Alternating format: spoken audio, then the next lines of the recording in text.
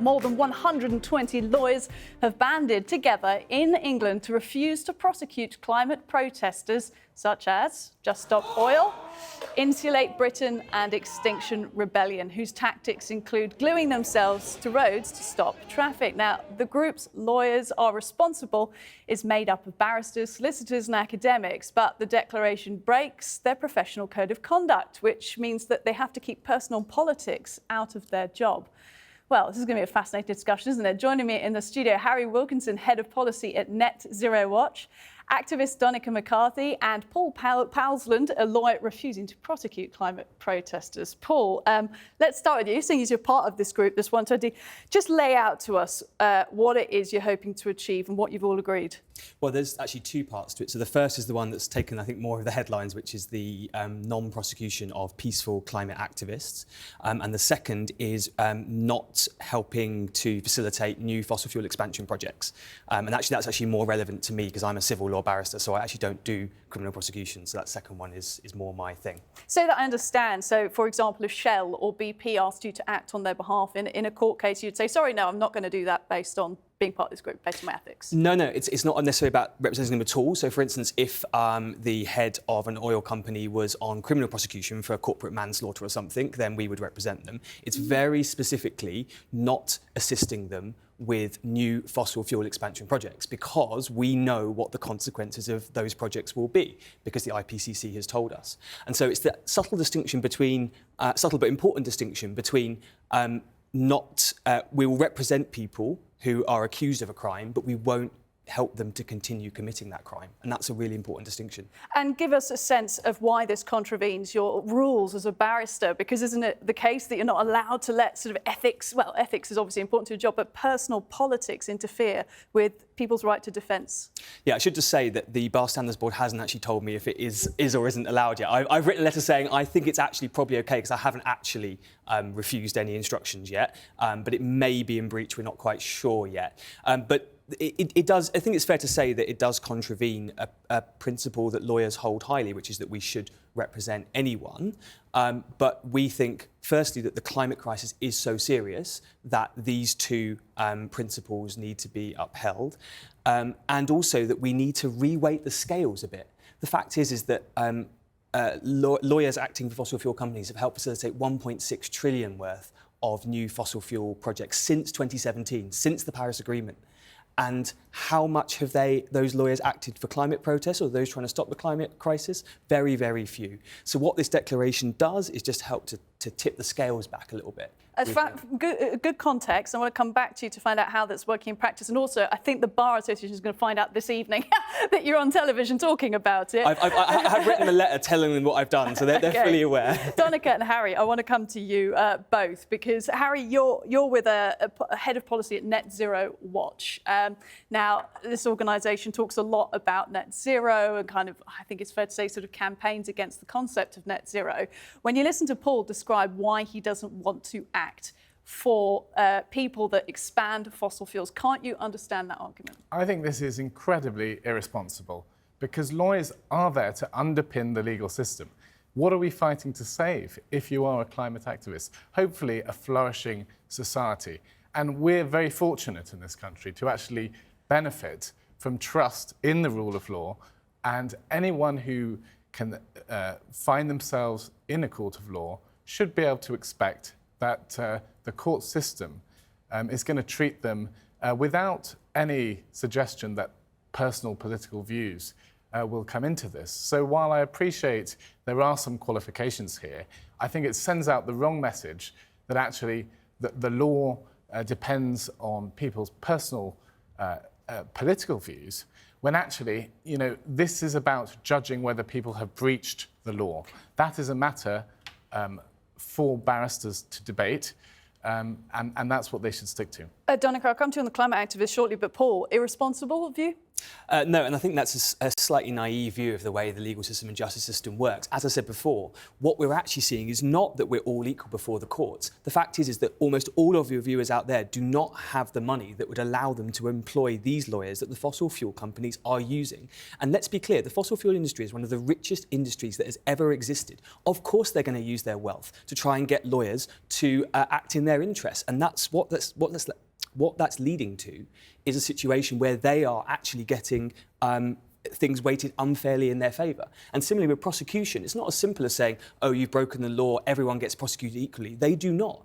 For instance, I live on a river where the water company is throwing sewage into the river illegally, completely illegally. They admit it, a serious crime. They've never been prosecuted because there is prosecutorial discretion, and that at the moment is being used much more against climate activists. People are being prosecuted for climate activism that simply wouldn't be prosecuted otherwise. Let's speak about the climate activists. Donnachadh, coming to you because I know that you have your own activism and you also speak out on behalf of climate activists. Now, a lot of our viewers find it hard to find sympathy with Just Stop Oil and with Extinction Rebellion. I think you've probably seen some of the broadcasts from this network before on this and the arguments that do ensue because it's felt like the violence sometimes, the violent, non-peaceful protests lose the cause, lose people on the important topic, the no doubt important topic of climate change. So, is it not right that people who cause violent disruption... Violent. Violent. You keep using the word violent. To me... Come on, Extinction Rebellion. That's a smear, and that's a smear on thousands of peaceful activists. Please don't do that. That's not a good way to approach this debate. It's because we're talking about what is peaceful and what is not peaceful. Yeah, if we want to talk about violence, Extinction Rebellion has not injured a single person. The oil companies there's 33 million people were flooded in their homes in Pakistan. That's violence. There's 30 million people starving in the Sahel. That's violence. So when we're talking about the law, we need to go back to Nuremberg, because what Nuremberg said, if the lawyers and the judges are involved in perpetrating a great evil, then it is wrong for them to collude with the law. And I believe what these lawyers are doing that now, because this, to us, is a greater evil than what was perpetrated in the Second World War. The World Bank said that the climate crisis is greater than World War I, World War II, and the Great Recession put together. So the law at the moment defends the climate companies and the think tanks, and it prosecutes us. That's upside down, and that needs to be reversed. I appreciate you contending me on the word violence. I'm going to contend you on likening apples and oranges, climate change, and the prosecution of climate change activists to the Nuremberg trials. I think equating human-directed genocide with the climate change agenda and what is happening in climate change, which I believe in, very much so, science-based climate change. I think that is, again, a very unhelpful comparison. Do you know what the word existential means? Of course. Well, the word existential, I think, sounds cuddly. But when the UN Secretary-General says humanity is facing an existential crisis, he is saying the future of humanity is at stake.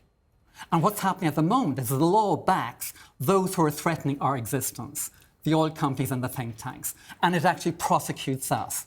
And you talk about fairness in the law. When I'm in court, I can't afford a lawyer. When activists are in court at the moment, the judge is telling the activists we are not allowed to tell the jury why we're there, why we are putting our freedom on the line to actually save humanity. And that's why there needs to be a redress and rebalancing. And I think your voices of climate activists do need to be heard. But I'm hearing, Harry, you've got some points to make here. Go on. You're being prosecuted, Donnachadh, because you're breaking the law.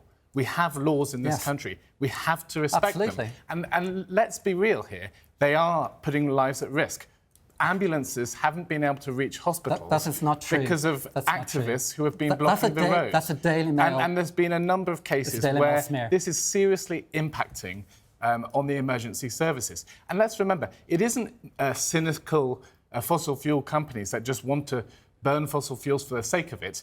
Fossil fuels underpin so many of how we do things in the modern world. We wouldn't be able to keep our hospitals powered without fossil fuels. Yeah. We wouldn't be able to get to work. We wouldn't be able to power the studio. I do understand that we do need energy. We're very reliant on it. But do you believe in climate change? Absolutely. Absolutely. So how would you like to see activism directed towards making people more aware of it? I think sensible solutions like nuclear energy, and solutions that keep energy affordable.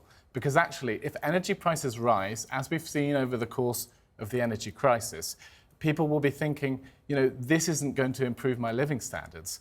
And actually, you know, it's cheap technologies that will be much quicker. We're agreed that actually we shouldn't be choosing expensive forms of energy. The cheapest form of energy at the moment is onshore wind. And we're the only country in the world that's banned it.